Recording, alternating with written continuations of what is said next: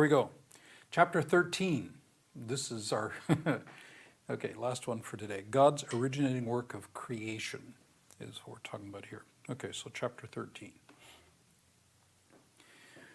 One of the most profound passages in all of Scripture is the very first one.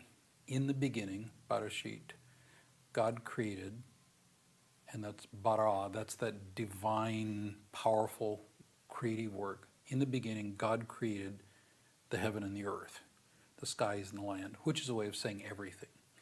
And that fundamental truth is so powerful. Everything exists because God created it. Now the obvious question is, well, like, who created God? And the answer is God wasn't created. God has always been. So when we think about creation, and we think about Genesis 1, in the beginning God created everything. That's the first thing I want to say, is that everything had a beginning. Now I've done work in science over the years, and it's really, really interesting that a century ago, only a century ago, that the scientific world everywhere said there's no beginning. Things have always been pretty much the way they are now. And a guy you might have heard of, Einstein, Albert Einstein, did his theory of general relativity just about a century ago, not exactly, but close. And in the general theory of relativity, his equations predicted the beginning of the universe. And Einstein, brilliant man, looked at that and said, well, that can't be right. And he put in his famous cosmological constant in the equation to correct the equation, so it said all things have been pretty much as they currently are. Because that's what everybody believed that day, except a bunch of fundamentalist science people like us that believed Genesis 1:1 was true. And if you know a bit about the history of science, you know that in 1930, Edwin Hubble looked out through his telescope and he discovered what we call the red shift, which is a way of saying that everything is moving away from us. No matter which direction we look, it's moving away from us. And that's what we call the expanding universe. So as you run time positively, the universe is expanding. If you reverse it, run time negatively, the universe came from a beginning point, the Big Bang as it's called. Now that was sarcastic, saying, you guys are a bunch of idiots, you believe in some sort of Big Bang. Well, now that's become the common thing.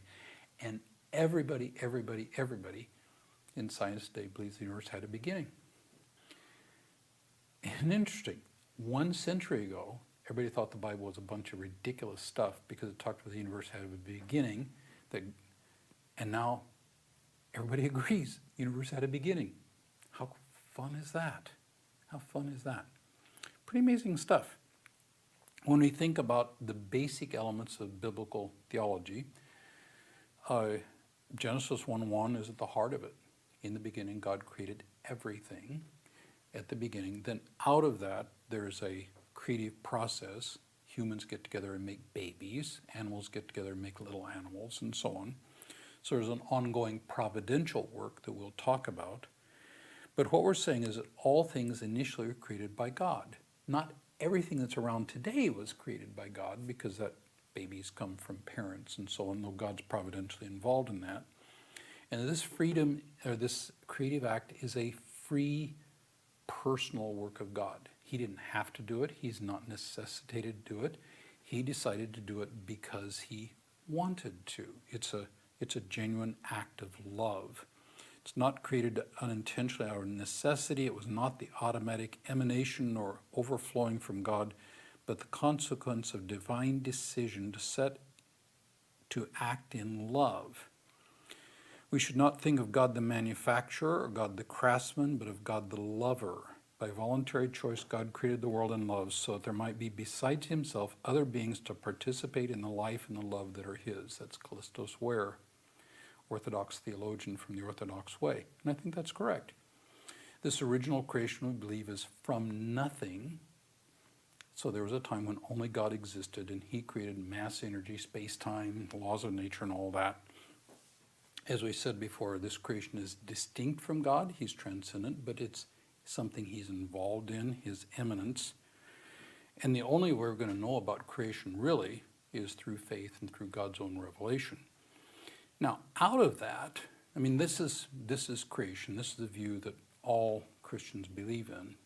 The opposite view is what we would call, what I call evolutionism, really scientific naturalism or secular humanism. And in secular humanism, in scientific naturalism, the idea is that everything can be explained, here's a technical phrase, by random application of presently operating natural law. No God. God is ruled out a priori because science, by definition, is dealing only in natural processes. So everything, evolutionism, can be explained by random application of presently operating natural law. And that is a fundamental commitment of evolutionism. So it's a scientific naturalism. And that's another worldview explanation. There's a third worldview that we find in our society, and that's what I call the organic worldview. And the organic worldview is what we find in Hinduism, Eastern religions. It's what we find in Star Wars. Because in Star Wars, everything is a living force. I find it on bumper stickers around Portland, you know, love your earth, love your mother, and there's a picture of the earth.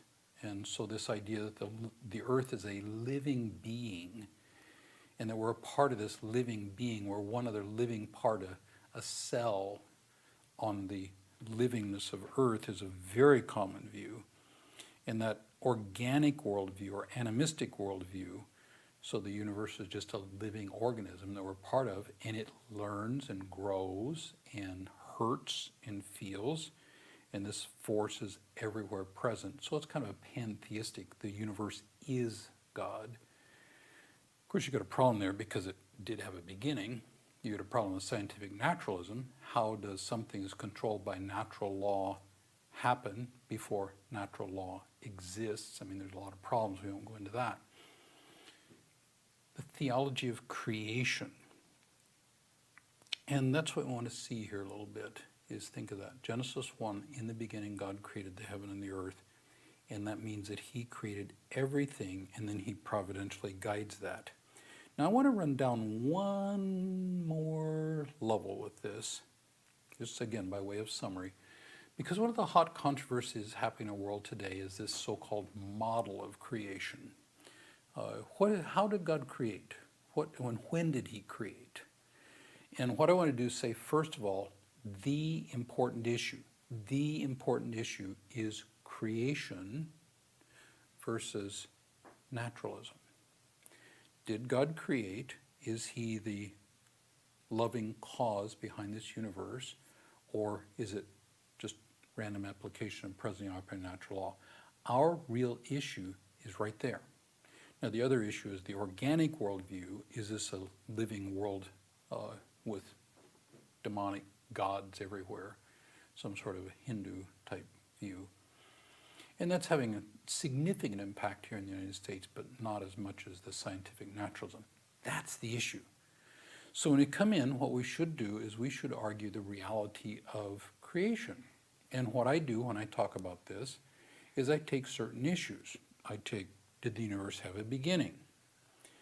And I use scientific evidence, and the answer is, yep. And then I ask the question, well, what begun it? Because you can't begin something by random application of presently operating natural law if there's no natural law. The beginning of the universe is a huge problem. The current theory to explain that is called multiverse. There's billions and billions of pulsating universes, and we just happen to be in the one where life existed. We have absolutely no evidence for it, but at least it gives us in this bubbling sea of universes, there's always been universes, even though this universe had a beginning. It was just bubbling out of this brewing pot of universes. I'm speaking somewhat sarcastically, but that's the picture of multiverse. Where we say the universe had a beginning because God created it that way. So, creation versus evolutionism, naturalism really, that's the issue. Date of creation, how God created, much, much, much, much lower level of problem, much more lower issue. And that's more an in-house kind of thing. How do we interpret Genesis chapter 1? So one understanding of Genesis chapter 1 is what we call young earth creationism. Each day is 24 hours, days are sequential, and we can add up the dates, and heaven and earth is all the universe is created less than 10,000 years ago. And you find good groups like Answers in Genesis or Creation Research Institute or creation.com. That last one is one of my favorites in this view. And the idea is that God created the world in 7 sequential days by speaking it into existence. The sun, moon, and stars did not exist until the 4th day. The light on day 1 is light, but not from the sun. And many adherents, and it's a simple reading of Genesis 1. It does have some problems. I'll just point out one. At the end of day 1, it says this is evening and morning. Well, you can have light without sun. You can't have an evening without sun on just normal understanding of terms. So this is an issue you have to deal with. Many would, well, let's leave it at that. Young earth creation, 7 sequential 24-hour creative days from nothing to humans. Widely held, creation.com is a good source for information on that. Another view that I hold is historic creationism, probably best done in John Sailhamer's book, Genesis Unbound. And there it takes ha'aretz, which we translate as the earth, and takes that in Pentateuchal perspective, and says ha'aretz is the land, particularly the land, the promised land, which is what it means in the Pentateuch. And so what it's saying here is that God, on a place where there's earth and sun and moon and stars already existing, God creates ha'aretz, the promised land, and shapes it, makes it as a dwelling place for his covenant creatures, humans, and that was done recently.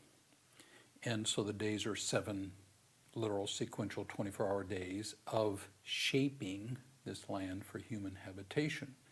Again, a lot more complicated than that. But how old is the earth? From this view, we just have to say we don't know. All we know is that prior to our story, the preparation of land for the people of Abraham in particular, there was that God created everything. That God is the one who shaped Eden land for human habitation. Again, lots of issues. How do you deal with the fact that Genesis 1:14 talks about he placed the sun, moon, and stars in the heavens? It's an issue. It's a difficulty. The idea there is that he is making them to be signs for worship, not that he placed them there, but let them be for signs. Again, problems didn't solve it all. Historic creation. So humans are recent, and the age of the universe is, I don't know, biblically. Another view is what is best called historic creation, is called evolutionary creation. Used to be called theistic evolution, but that's really the wrong term because this is a creationist model. So in evolutionary creationism, this is saying God is the creator of everything, but he uses the mechanism of common descent, of gradual development, as his means of doing his creative work. The best known group with this these days is Biologos. I've got a major website and books and such associated with that. And the idea here is that God uses the process of common descent for biological life, the process of gradual formation, but it's not something that happens randomly. It's not naturalism. It's God is actually using this tool to accomplish his work. And there are lots of issues around that. One of the key issues there is the current scientific understanding is there could never have been just 2 human beings as the source of all human life today because the genetic stuff just doesn't allow that. So many in the Biologos would say that there isn't an Adam, but that Adam is a representative, an archetypical human, a priest for all humans, but there are other humans than just Adam and Eve. Lots of issues there, and we'll leave that for the time being. What do we agree on? And this is really, really critical in this theology of creation. We believe that Genesis 1 is correct, that in the beginning, God created everything. He is the initiating cause of everything that happens. It was an act of his free love. It's not naturalism. It's not random application of present natural law. And we also believe in Hebrews chapter 11, where it says this is understood by faith. That is, we cannot come by just scientific observation and come to a conclusion of the biblical view of creation. Though I will say that I think the biblical view of creation actually explains more scientific data with fewer difficulties than naturalism. There's a whole lot of stuff in naturalism that just doesn't work. And interestingly, as I kind of watch this stuff as a non-professional, there's more and more stuff showing up that just does not fit the current models. And what I challenge my naturalistic friends is, like, you got to admit there are problems to your view. I'll quickly admit there are problems in my view.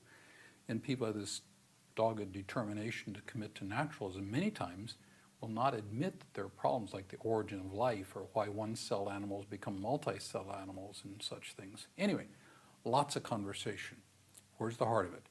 God is the creator, God is the guide, God is the providential Lord, and it's not a random, godless kind of thing. That's the heart of it. That's the heart of creation. So as you ponder all this, dig deep.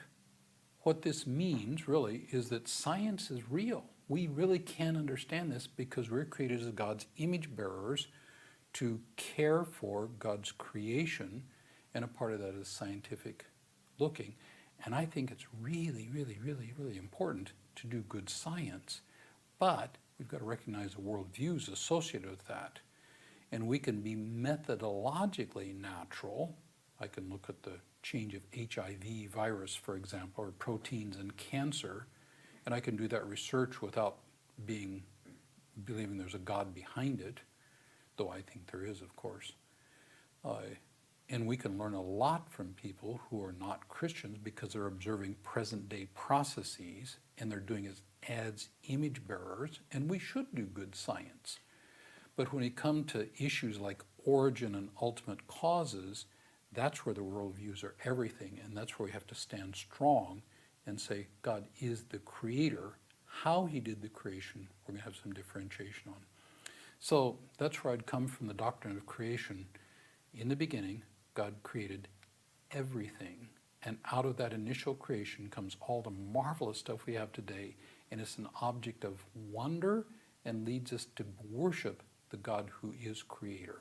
So enjoy.